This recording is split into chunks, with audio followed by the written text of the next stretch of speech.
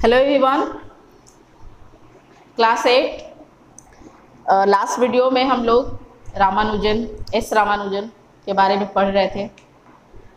कल हम लोग कहाँ तक पढ़े कि जो एस रामानुजन थे, मैथमेटिशियन तो थे बट अनट्रेंड थे, because he had never gone to school and school भले नहीं गए थे बट एक्सपीरियंस थे काफ़ी, मैथमेटिक्स के जीनियस माने जाने लगे।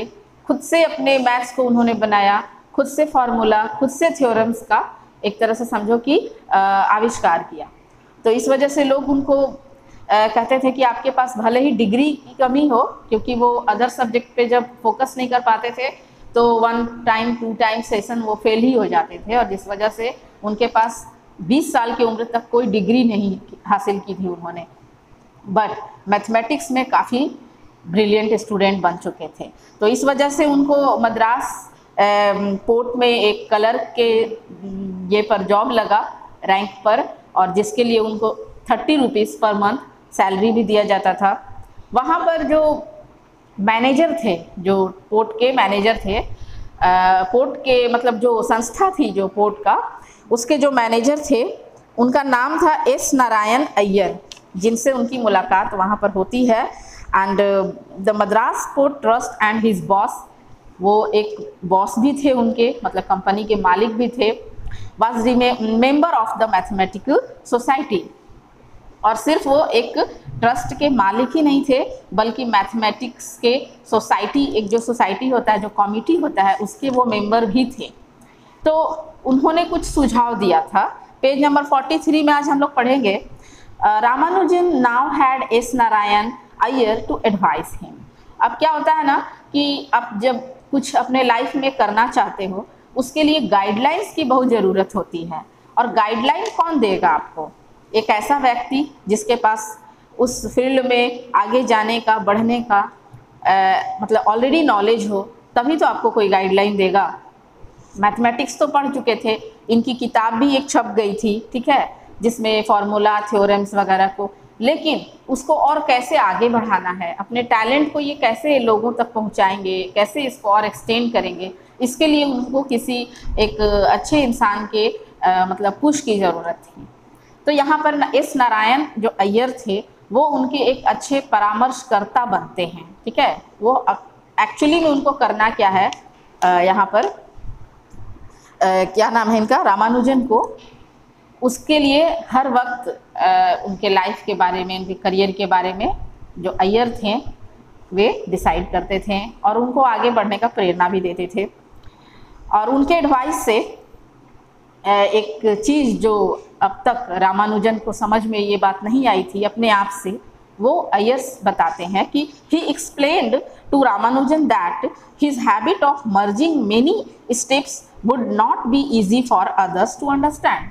कल भी हम आप लोग को बताए थे कि रामानुजन जो थे, तो जब भी कोई इक्वेशन के थ्रू या फिर कोई फार्मूला के थ्रू किसी भी मैथ्स को सॉल्व करते थे, वो सॉल्यूशन को सॉल्व करते थे, तो क्या करते थे ना कि जो स्टेप्स बहुत कम लेते थे। जैसे हम कोई भी फैक्टराइजेशन निकालते हैं तो उसमें 1 2 3 स्टेप्स लेते हैं लास्ट में आंसर लाने के लिए। वो क्या करते थे ना कि ज़्यादा स्टेप्स नहीं लेते थे, बल्कि उन सारे जो इक्वेशंस के थ्रू या फार्मूला के थ्रू सबको एक ही में मर्ज कर देते थे। तो इस मर्जिंग की वजह से क्या होता था ना कि उनका लाइन तो शॉर्ट हो जाता था, ठीक है, और भट से आंसर आ जाता था, बट बच्चों को या फिर जो अदर लोग थे उनको समझने में थोड़ी परेशानी होती थी।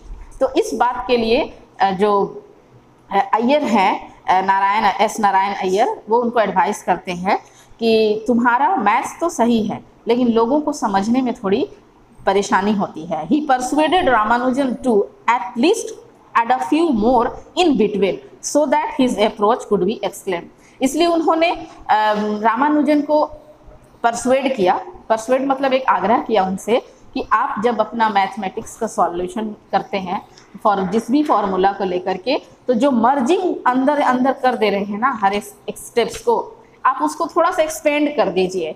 तो एक्सपेंड कर देंगे तो क्या होगा कि इससे लोगों को समझने में आसानी होगी, और सो that his approach could be explained, ठीक है। और एक्सप्लेन्ड, लोग जो पढ़ाने वाला है वो भी बच्चों को क्लियरली समझा पाएगा कि कैसे कैसे स्टेप लिया गया है मैथ्स के सॉल्यूशन में।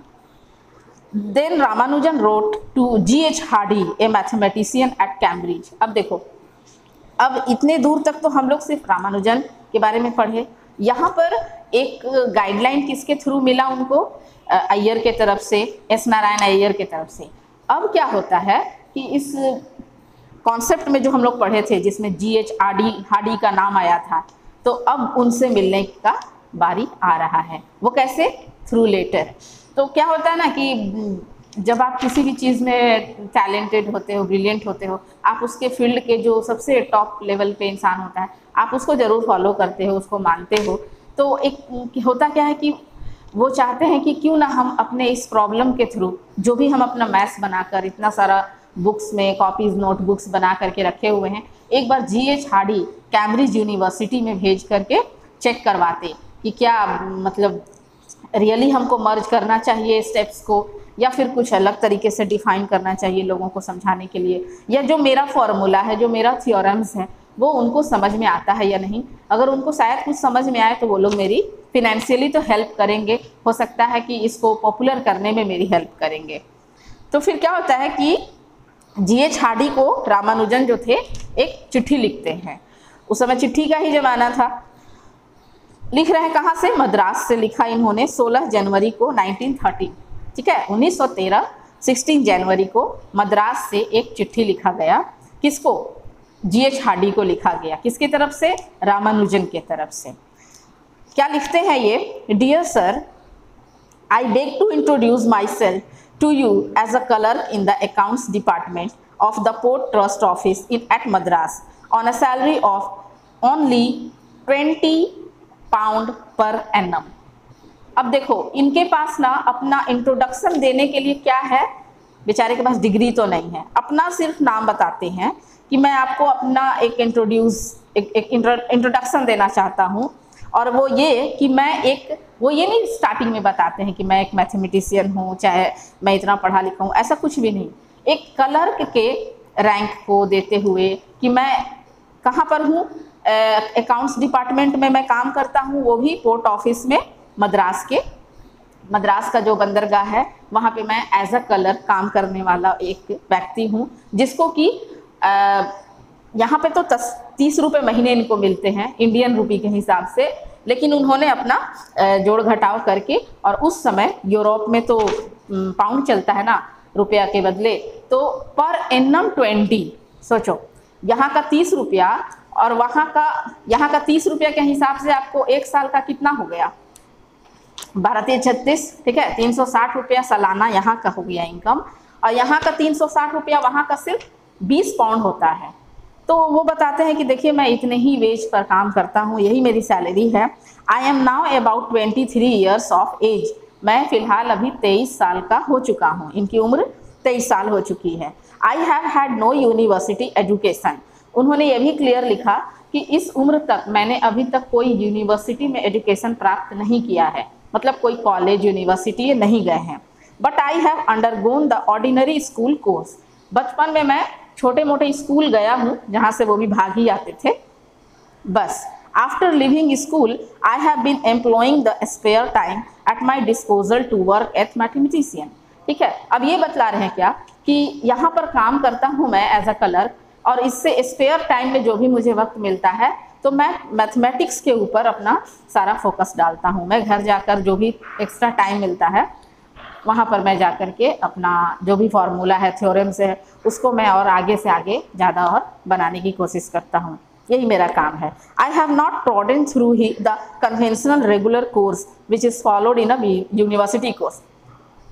रामानुजन ने यह भी बताया कि मैं, जैसे होता है ना यूनिवर्सिटी में जाना, रूल रेगुलेशन के तहत पढ़ाई करना, मैंने ऐसा कहीं नहीं कुछ भी किया है, कहीं मैं नहीं गया हूँ। ट्रॉडन मतलब कहीं पे मैं एक चक्कर नहीं काटा, कहीं घुमा फिरा नहीं हूँ, किसी भी कॉलेज में नहीं गया हूँ, ना यूनिवर्सिटी में जहाँ से मुझे कोई गाइडलाइन मिले करने का, जो किया हूँ खुद से। But I am striking out a new path for my self, लेकिन मैंने अपने राह को खुद चुना है। जो भी मैं आज तक हूँ, जो भी मैथ्स मैंने सीखा है वो अपने दम पर सीखा है। कहते हैं ना अपना रास्ता खुद से तैयार करना, तो वही मैंने किया है। I have made a special investigation of divergent series in general and the result I get are termed by the local mathematicians as startling। तो वो बताते हैं कि मैंने कुछ लोगों को अपना जो मैथमेटिक्स का फार्मूला था, थ्योरम था, दिखाया है और उनको मतलब कि मेरे अंदर कुछ ऐसी कमी महसूस हो रही है और मुझे एक न्यू तरीके से स्टार्ट करना है। So I would request you to go through the enclose paper. मैं चाहता हूँ कि आप मेरे उस पेपर्स को ज़रा ध्यान दें। बीइंग पुअर, मैं एक बहुत ही गरीब इंसान हूँ। If you are convinced that there is anything of value, अगर आपको ऐसा महसूस होता है कि पढ़ाई की, नॉलेज की कोई भी कीमत है, I would like to have my theorems published. आप सबसे पहले मेरे थ्योरम्स को थोड़ा होता है ना कि उसको वेरीफाई कर दें। अगर आप वहाँ से ओके कर देंगे तो मेरी एक गुजारिश है आपसे कि मेरे थ्योरम्स को आप पब्लिश्ड करवा देते। पब्लिकेशन होता तो थोड़ा इनका जो नॉलेज था सारे लोगों में जाता और इनको भी अच्छा खासा इनकम होता उससे। लेकिन फ़िलहाल तो अभी जो उनका टैलेंट है वो एक किताबों में ही और उनके नोटबुक्स में ही दबा हुआ है। तो इस काम के मतलब एक फाइनेंशियली उनको सपोर्ट भी मिल जाएगा और तो और उनको जो उनका जो सीरीज़ था थ्योरम्स का, फार्मूला का, उसको भी ज़रा सा कोई क्या होता वेरीफाई कर देता। वो भी यूनिवर्सिटी से, कैम्ब्रिज यूनिवर्सिटी से अगर कोई मतलब लिख कर सील करके दे दे कि हाँ ये ओके है, तब फिर कोई और यूनिवर्सिटी है उसको झुटला ही नहीं सकता। सो इतना ही वे रिक्वेस्ट करते हैं GH हार्डी से। I have not given the actual investigation nor expressions that I get, but I have indicated that lines on which I proceed। मैंने अभी तक अपने चीज़ों को मतलब अपने थ्योरम्स को किसी और को मतलब इन्वेस्टिगेट नहीं करने दिया है और इसलिए मैं चाहता हूँ कि आपका इशारा बस एक मिल जाए, आप मेरे लाइंस को देख लें। Being inexperienced, मैं तो अनुभवहीन हूँ। इनएक्सपीरियंस मतलब उनको एक्सपीरियंस की कमी है। I would very highly value any advice you give me. इसलिए मेरे लिए अगर आप कोई एडवाइस देंगे तो वो बहुत ज़्यादा मायने रखता है। होता है ना कि आप तो भाई कैम्ब्रिज यूनिवर्सिटी के प्रोफेसर हैं, GH हार्डी, अगर आपके तरफ से मुझे कोई भी एक कंसोलेशन मिल जाए तो मेरे लिए ये बहुत बड़ी बात है। मैं एक छोटा इंसान हूँ। Requesting to be excused for the trouble I gave you, जो मैं ट्रबल आपको देने जा रहा हूँ थ्रू द लेटर, ठीक है, एक काम मैं आपको जो दे रहा हूँ इसके लिए मुझे आप माफ़ कीजिएगा, माफ़ी चाहता हूँ। And I remain dear sir yours truly, आपका विश्वासी S रामानुजन। इस तरह से रामानुजन जो थे GH हार्डी को कभी मिले नहीं थे, उनसे सिर्फ नाम जानते थे GH हार्डी का। जैसे आज के डेट में हम किसी नेम से जिसको हम बहुत ज़्यादा किसी के फैंस होते हैं या फिर हम किसी को अपना आइडियल मानते तो उसको ईमेल के थ्रू हम उसको अपनी विचारों को व्यक्त कर देते हैं, वहाँ तक चला जाता है। तो उस समय तो जरिया था, लेटर था, लेटर के थ्रू उन्होंने GH हार्डी को अपना सारा प्रॉब्लम जो था बता दिया और उनको ये भी मतलब एक जिम्मेदारी दी कि आप प्लीज़ मेरी हेल्प करें, मेरे थ्योरम्स में भी हेल्प करें और उसके बाद तो मेरा फाइनेंशियली जो है प्रॉब्लम वो तो दूर हो ही जाएगा। The enclosed 9 pages had theorems beginning from number theory to definite integrals। और उस समय क्या था ना, ये सब पार्सल्स, कोरियर्स तो होते नहीं थे, इसलिए उन्होंने अपने लिफाफे के अंदर पूरे 9 पेज का जो थ्योरम था करके दे दिया कि आप इसको चेक कीजिएगा। Ramanujan had written legibly and neatly to give himself a fair chance at being understood। और रामानुजन ने अपने सारे थ्योरम्स को देते हुए ये कहा कि आप बहुत ही मतलब आभार व्यक्त करते हैं कि ज़रा इसको आप मेरिटली चेक कीजिएगा एंड बहुत साफ़ सफाई से चेक करके और देखिएगा ज़रा इस पर। कहते हैं ना कि उतने बड़े इंसान हैं, पता नहीं मेरे चीज़ों को वैल्यू देंगे या नहीं देंगे, देखेंगे भी या नहीं देखेंगे, उधर फाड़ के कहीं फेंक ना दे। तो इस बात के लिए बहुत ज़्यादा रिक्वेस्ट करते हैं। In Cambridge Godfrey Harold Hardy, GH Hardy का फुल नेम क्या था? Godfrey Harold Hardy read the letter and took a casual look at the pages and initially dismissed the Indian as another crime। जो मतलब सोच रहे थे ये थोड़ा सा फर्स्ट में ऐसा ही हुआ एज यूजुअल, जैसे होता है ना कि हम किसी चीज़ को पढ़े, जब वो वहाँ पे चिट्ठी पहुँचती है, इनके थ्योरम्स पहुँचते हैं G.H. हार्डी उसको देखते हैं एज यूजुअल, जैसे किसी भी चीज़ को देखकर हम नज़रअंदाज करते हैं, G.H. हार्डी भी फर्स्ट लुक में वैसा ही किए। और क्रैंक का मतलब दिया समवन विथ स्ट्रेंज आइडिया, बड़े ही अजीब विचार से उनके थ्योरम्स को उन्होंने देखा। और एक्चुअली में क्या था कि स्टेप्स थोड़े कम थे फार्मूलाज में, उनके इक्वेशंस में, तो थोड़ा सा मतलब स्पेक्टिकुलर होकर के वो देख रहे थे, उनको थोड़ा समझ में नहीं आया, वो साइड कर दिए देखकर, अच्छा कहीं से आया होगा, डिसमिस किए उसको फर्स्ट में। He then went about his days as usual, जैसा कि वो बाकी लेटर्स को भी देखकर करते हैं। But something about the formulas intrigued him, but उसमें से कुछ कुछ ऐसा फार्मूला था जो कि उन्होंने देखा तो उनके तरफ थोड़ा सा इंटरेस्ट आया। जैसे मान लो हम पूरा एक पेज पढ़ते हैं और उस पेज में हमको सब कुछ ऐसा लग रहा है जैसे कि कोई एक कहानी लिखा गया हो, लेकिन उसमें कुछ ऐसा 2-4 वर्ड है जो हमारा उस पर नज़र पड़ जाए तो हम उस पर फोकस करते हैं, उसको सर्कल करते हैं, उसके ऊपर विचार मंथन करते हैं। तो ऐसा ही कुछ उनके फार्मूला को देखकर G.H. हार्डी को भी होता है। पहले तो डिसमिस करते हैं, लेकिन एक शॉर्ट साइड जो था उनके कुछ फार्मूला पर उनका जाता है, तो फिर थोड़ा सा इंटरेस्ट उनका जगता है कि लाओ तो देखें जरा है क्या, पढ़ने दो, देखने दो जरा। He decided to consult his fellow mathematicians John Edensor Littlewood। उनके साथ जैसे होता है ना, हम स्कूल में है, टीचर हैं, मान लो कि मैथ्स के टीचर हैं तो एक और मैथ्स के भी टीचर होते हैं, 2-4 होते हैं, तो आपस में जब हम किसी चीज़ को क्लियर करना चाहते हैं, वेरीफाई करना चाहते हैं, तो एक दूसरे से कंसल्ट करते हैं। तो उनके भी कैम्ब्रिज यूनिवर्सिटी में एक और टीचर जो थे प्रोफेसर मैथ्स के, वो उनसे कंसल्ट करते हैं कि ये देखिए तो ये ज़रा इंडिया से आया है, आपको क्या लगता है देखकर, मतलब उनको तो थोड़ा सा इंटरेस्ट जगा है। सो वो थोड़ा सा कंसल्ट करते हैं। As they pored over the papers together they realise that they were looking at the working of a brilliant mind. जब दोनों मिल करके उनके सारे पेज को खंगालना चालू करते हैं ना, तो देखने के बाद उनको समझ में आता है कि ये किसी ऐसे वैसे मैथमेटिशियन का फॉर्मूला और थ्योरम्स नहीं है, कोई बहुत बड़े दिमाग वाले का है जो उसने बनाया है।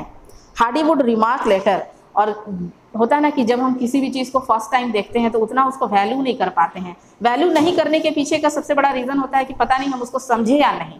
जब उसको वो 2-4 बार पढ़कर समझ गए ना, तब उनको ऐसा लगा कि अरे ये तो किसी ब्रिलियंट माइंड का, मतलब किसी जीनियस का ये तो काम है।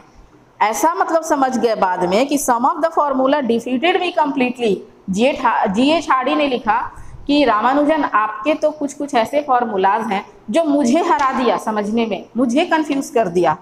I had never seen anything in the list them before. आज तक मैंने ऐसे इक्वेशंस, ऐसे मतलब थ्योरम्स, फॉर्मूला तो देखे ही नहीं थे, मेरा दिमाग उड़ गया। सोचो जब G.H. हार्डी उस पर फोकस करते हैं साइलेंटली, मतलब आपस में 2 लोग मिलकर, तब उनको समझ में आता है कि अरे ये जो मैथ्स बना है ना, ये अरे गरे का नहीं बना हुआ है, किसी जीनियस इंसान का लगता है। Single look at them is enough to show that they could only be written by a mathematician of a highest class.